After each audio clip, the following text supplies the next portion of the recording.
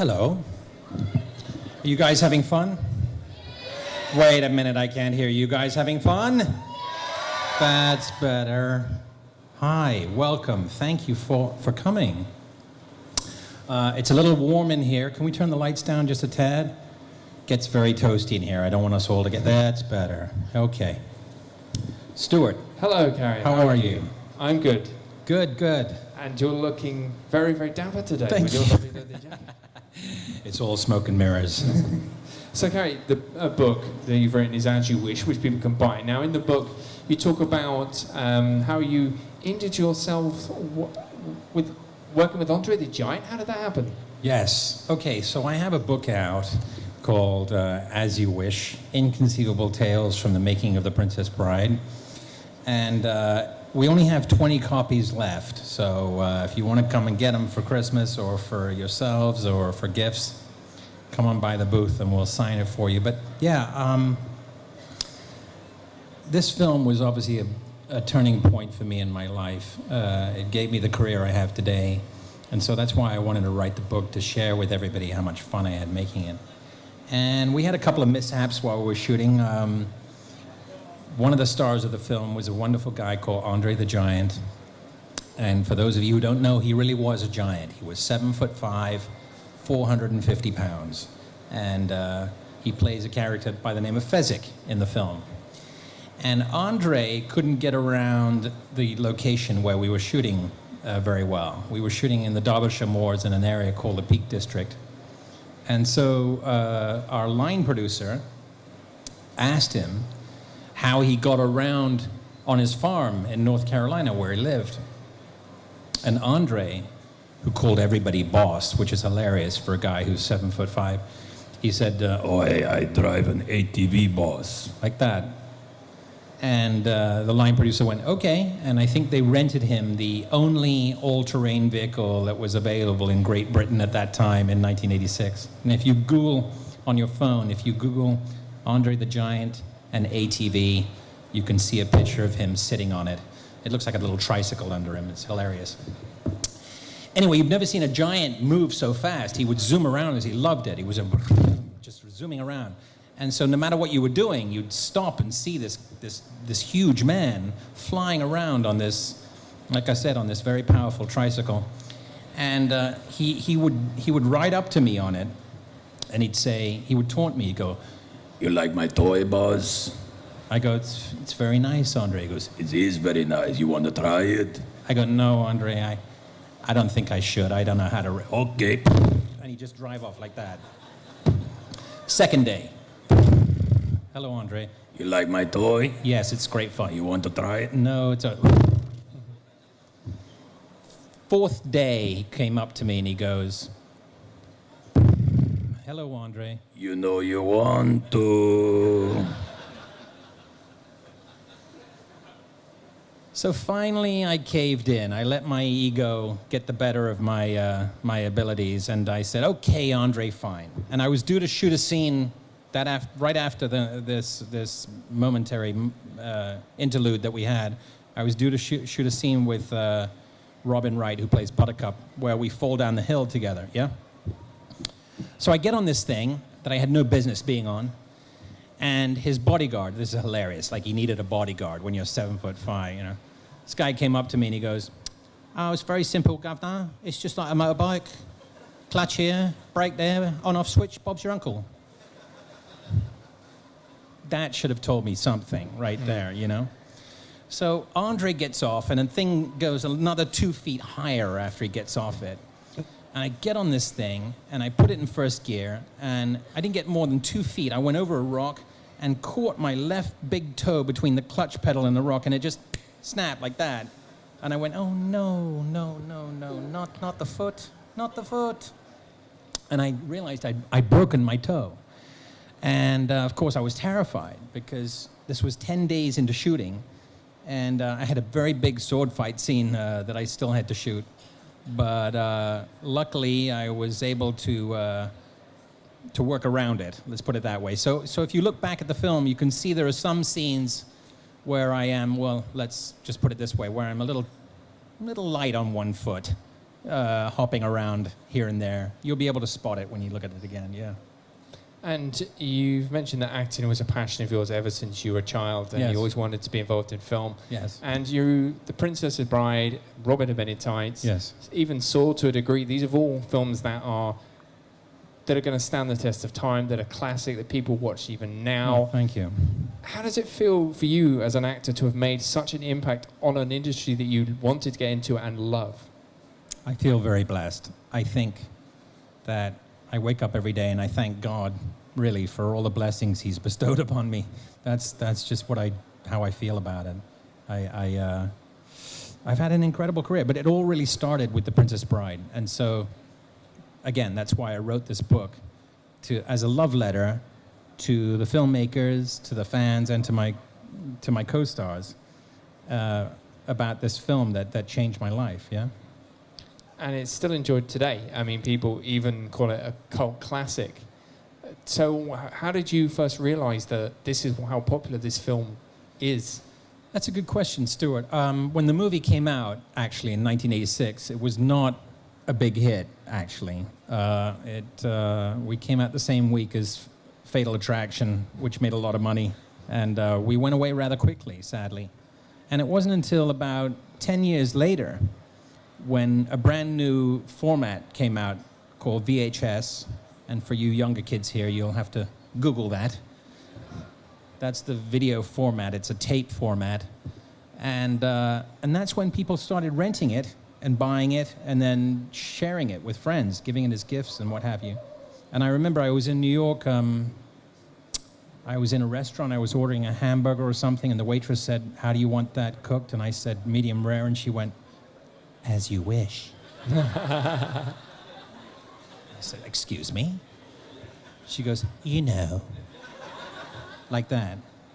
And winked at me and walked away. And I'd never heard anyone say those three words to me before. So it was wonderful and weird at the same time, because this film that had been basically mostly dead for a decade suddenly came back to life. And so it was wonderful, yeah. And now you're here talking to us about As You Wish. Right. So we're going to open the floor to questions. If you'd like to ask a question, please feel free to stay your hand up and I'll bring the microphone around to you. What was your favourite scene to film from Robin Hood Men in Tights, and why? Hi, what's your name? Becky. Hi, Becky. Hello. My favorite scene to film, oh gosh, I would say the whole film was hilarious to make, because just being around Mel Brooks was a joy. But there were a couple of scenes I loved. I loved when Mel comes up as the rabbi. I love that. It was hilarious. And then working with Dom DeLuise, who I begged Mel to put in the movie because I just loved him as an actor. If you've ever seen The 12 Chairs, he's just wonderful in it. And so Mel wrote a part for Dom in the movie, who plays kind of like a Godfather type character. And he's very funny. So I had enormous joy making it. Yeah, thank you. Okay, anybody else? Who's the next? Oh, there's a gentleman here. In Men in Tights, in the making of documentary, you had a pet goat with you. I was wondering if it was your pet or someone else's. Very good, very good. What's your name? Oliver. Oliver, how are you? Good. Yes, that making of documentary. The goat was provided by animal wranglers on the set, and we just took advantage of it because it was a baby goat, and we thought people like baby animals. And so I exploited the fact that there was a baby goat there and just used it in the shoot. But they then provided me with a horse to ride for the end sequence of that. Do you remember me riding away on the horse at the end of that? Yeah. So this horse had been trained to go back to the paddock. I didn't know this getting on it. And they said, "Oh, Cary, what we want you to do is you just ride across this path right here. Just, you'll come in frame from right and you'll leave frame over there." Okay, I'll get on this horse. And I'm thinking, it's a pretty calm horse, seemed pretty cool. I get on this horse and it starts galloping back to the paddock. And and they thought I was riding it back to the paddock. And they thought, "Oh, wow, he's a really good rider." But if you look at it very carefully, you can see me. I'm like, "Whoa, horse, slow down, whoa." I'm terrified. And they thought that was hilarious. They thought I was acting, but in fact, I'm actually really terrified on this horse. If you look at that again, you can see a very scared human being on the back of a very powerful beast. Yeah. Yes. I have another question off to your Where left-hand are you? side. Put your Here. hand up where we can see you. Where are you? Here, straight at the back. Oh, there you are. There. Hi. Sorry. Hi, what's your name? Hi, I'm Claire. Hi, Claire. Were you excited to come back to the last Saw film? I was. I love the way they figured out a way to tie all the loose ends up with the character. I mean, they're very smart, the filmmakers of that series, of that franchise, because it's a thinking person's horror film. That's what I like about it. Unlike a lot of other horror films that are just, you know, gratuitous and violent for no apparent reason, Saw made you think. You actually had to pay attention to it and follow the plot. And it was very intricate plot. I mean, I'm always impressed by Saw fans because you have to be pretty smart to follow the series and understand what's going on because you really have to follow it carefully. So yeah, I'm very glad they tied up the loose ends with Dr. Gordon. You know, yeah. Thank you. Hi. Question for the gentleman in the front. Hi. What's your name? Hi, Cary, I'm Sam. Hi, Simon. Hello. I've recommended this film to so many people, young people, old people, and I know they're going to love it. The Princess Bride I'm talking about, of course. Thank you. Why do you think that still today it's just one of those films that any person, young, old, anybody can sit down and it's just a wonderful, romantic, rompy, funny, clever, I don't know. It's just, but it carries. Why? I think you answered your own question. Well, no. What for you? What element is it For that me? carries still today? Well, I have a theory about it, and I talk about it in the book. I think it has a lot to do with the fact that it's a sweet film. It's funny and sweet. And as you say, it's a family movie, which is rare today. Whole families can sit down and watch it together. But I also think it was made with a lot of heart. And by that I mean that we really did have such a good time making it. And that's rare. I mean, it's rare that I make a lot of films where we have a lot of fun doing it. It's rare that those films end up being successful. Because that doesn't necessarily mean that if you had a good time making it, that the film's going to be a hit.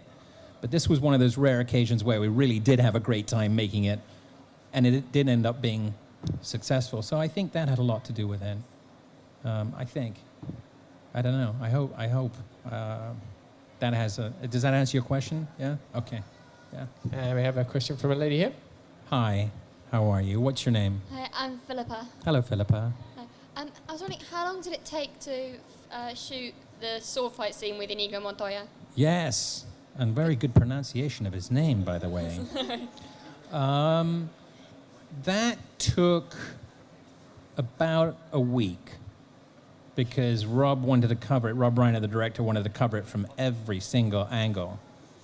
And Mandy talks about it in the book. By the way, I share the book with the cast and the filmmakers, so it's not just me who's recounting my memories of the film. I managed to get everybody involved in the film to share their memories too. So it's really a fun book in that sense. It's kind of a definitive book about the making of it. And Mandy talks about every time Rob moved on to another angle to shoot the sword fight, he said it made him really sad because he knew we were getting to the end of the sword fight and we'd never be doing it again.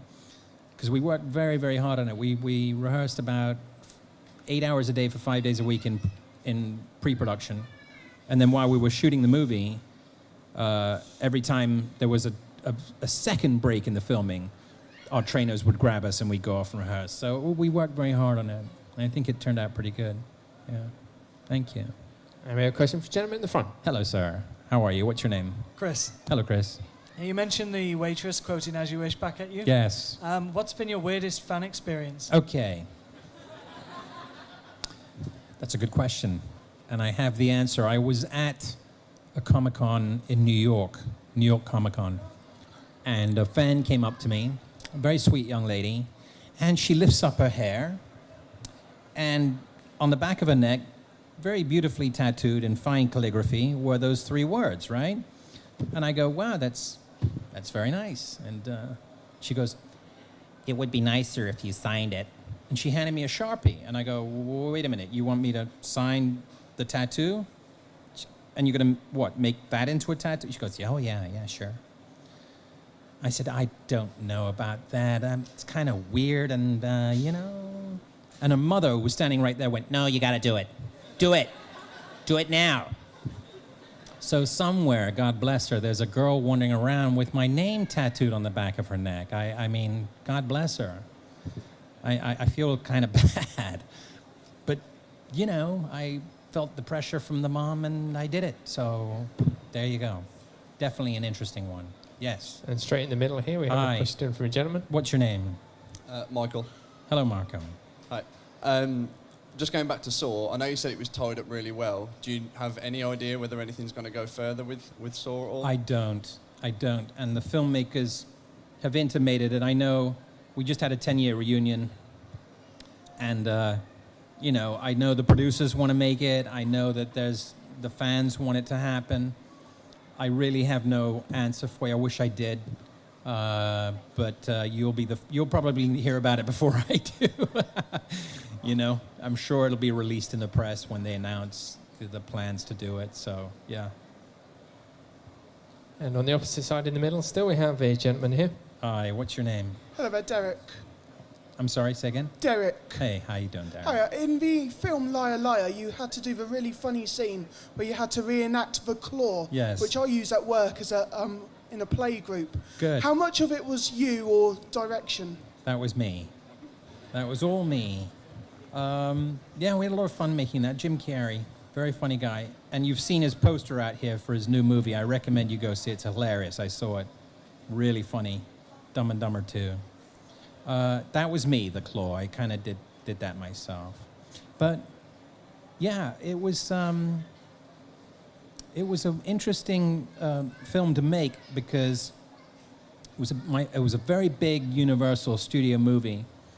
But Jim was fascinating to watch only because he did all his own stunts.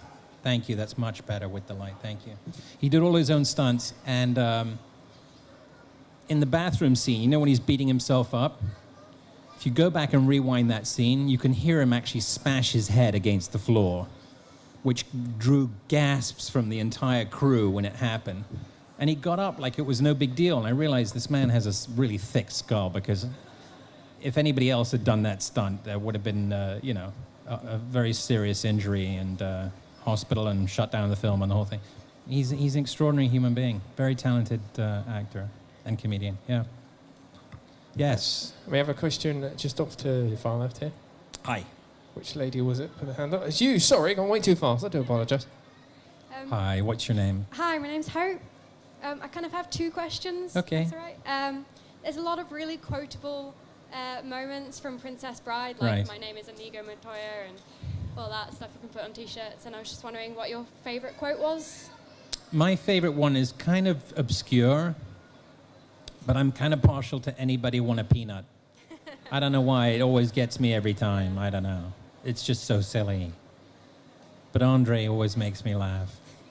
Yeah. What's yours? I think probably my name is Inigo Montoya. You killed my Yeah, father. sure. That never fails. Yeah. Yeah. And the other one was with the sword scene as well. Do you do any swashbuckling now? Or? Do I swashbuckle now? Yeah. That's very funny. No, I'm afraid I have not kept up the sword fighting. I get asked that a lot. It's funny. People seem to think that when I go home, I put on my fencing gear and practice all day. I don't, I'm afraid. I'd like to tell you otherwise, but I would be lying if I did. Thank you, though. And right down the front here, we have a lady. Hello. Hi, what's your name? Hi, I'm Natalie. Hi, Natalie. Hi. There's been a lot of reboots at the moment of old 80s cult I'm sorry, can you classics. bring the microphone closer? Yeah. There's been a lot of remakes coming up of 80s classic cult films, like Right. supposedly remaking Labyrinth and Dark Crystal. Right. I was just wondering, would you be willing to make a Princess Bride too? Or You're very sweet. I'm a little old, little long in the tooth to be playing him here. You're very sweet. No, I don't know. I'm wary of remakes. I think you end up often just sitting there watching the movie and just comparing it to the original. You know what I mean? So that ends up sort of spoiling the fun for me. And I'm just an original film watcher myself. I don't watch the remakes really, because for that very reason, I think it's always tough. Plus today, they would probably add a lot of CGI, and it would kind of spoil the fun of it, I think. It'd be a different movie altogether, yeah? Right? Thank you, Natalie. I have a question for the lady at the front. Hello. Hi. Hi, how are you? What's your name? Holly. Hi, Holly. I was wondering if anybody pulled any pranks when you was filming Robin Hood Men in Tights. Did anyone pull any Pranks. pranks? Well, I put that goat in Dave Chappelle's trailer. That was worth a laugh. Yeah. No, we had a lot of fun making it. It was just crazy fun. Great cast too. Amazing cast. Richard Lewis. Yeah. I try to keep it light on the films I'm working on. That's how I roll. Okay. And a question from a lady here in the middle. Hi, how are you? What's your name? Hi, I'm Charmaine. Sorry, how are you? Charmaine. Hi, Charmaine. Yeah. Throughout your career, you've played both the hero and the villain, and these days, a lot of actors do get typecast as either one or the other. But which one do you prefer, the villain roles or the hero roles? You know, it's funny. I get offered a lot of villain roles. I think a lot of Brits get often offered villain roles in the States. I know it's we tend to get typecast as villains. If you look at a lot of the Brits who've moved to the States to work there, Cary Elwes, Tim Roth, Alan Rickman's made a career out of it. You know, I think the Americans seem to think that because we have this accent, you know, that have you seen that Ben Kingsley? Right? Yeah. We always get offered villain roles, which are fun to play because you get the best lines as a villain. But it kind of like, after a while, I would think Alan Rickman's probably wondering like why his agent hasn't sent him a nice script where you can play a nice guy. You know what I mean? Because he's a wonderful actor. But yeah, I don't know. And we're off to your far left. Hi, where are you? This way. There we are. Oh, there we are. Hi. Yeah.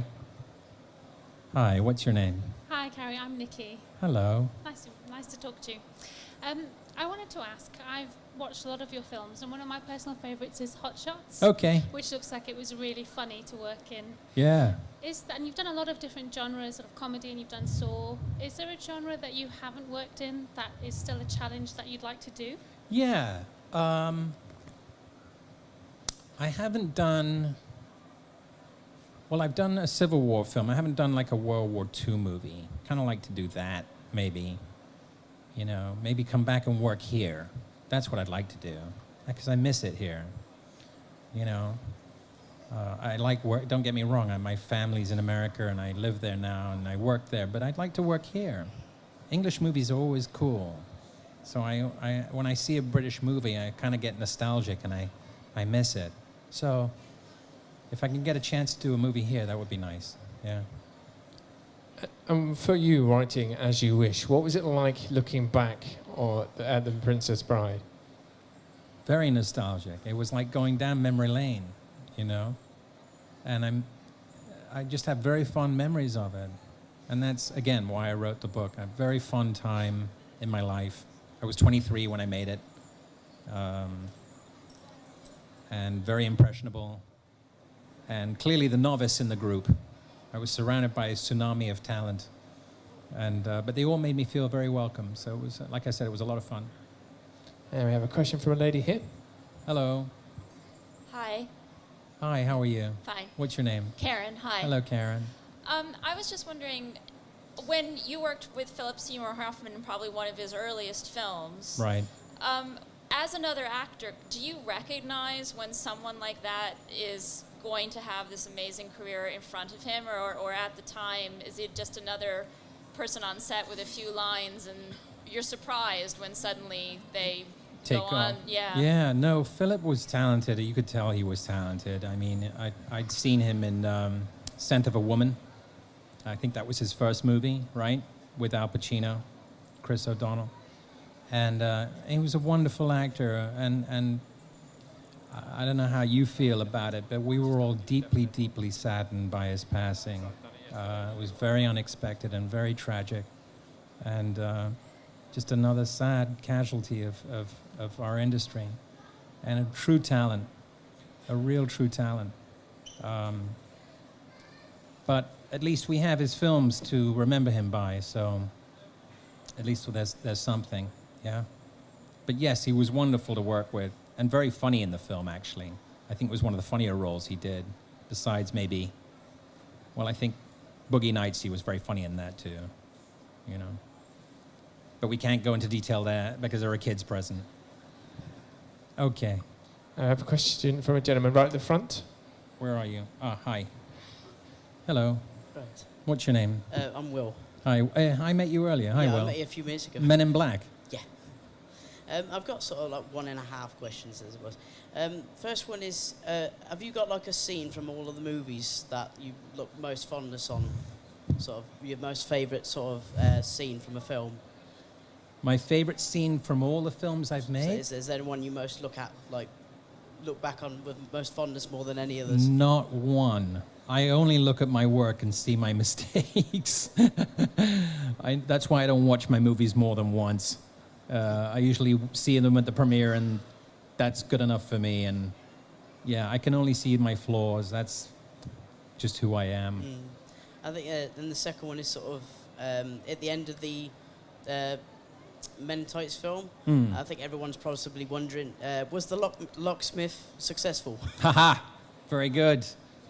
I don't know the answer to that question. I suspect that probably yes. Yes, I would like to think that. Yeah.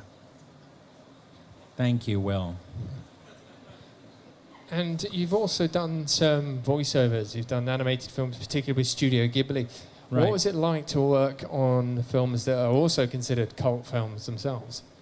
Yeah, that was an amazing call to get. I got a call from the head of the voiceover department at Disney, and he said, you know, we have these Miyazaki films that they've asked us to redub into English.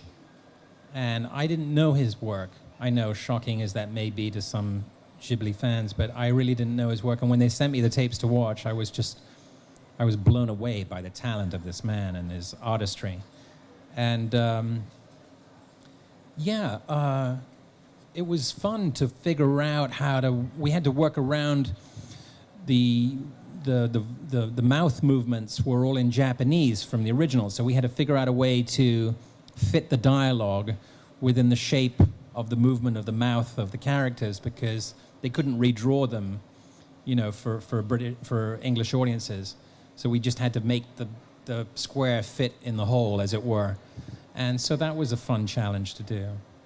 But yeah, we had a lot of fun doing it. It was great. They're beautiful films, really beautiful. And one of your favourite comic book characters is, of course, Tintin. Yes. And you actually got to have a little role in the movie. How did that come about? Okay. It's kind of an interesting story. I grew up with Tintin. How many people here grew up with Tintin or know of Tintin? Yeah, put your hands up. There you go. Wow, cool. Okay. So, like me, you guys got into Hergé, and I still have how many copies there are in my house. They're all covered in sellotape and falling apart, and some of them I drew in as a kid, so I still have them, and they were great.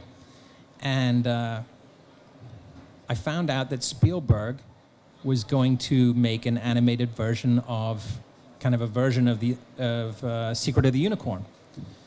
And I was in a supermarket in Los Angeles shopping with my wife and my daughter, and my daughter was in the cart, as you do when we're shopping, and we're pushing the cart and buying goods and putting them in the cart.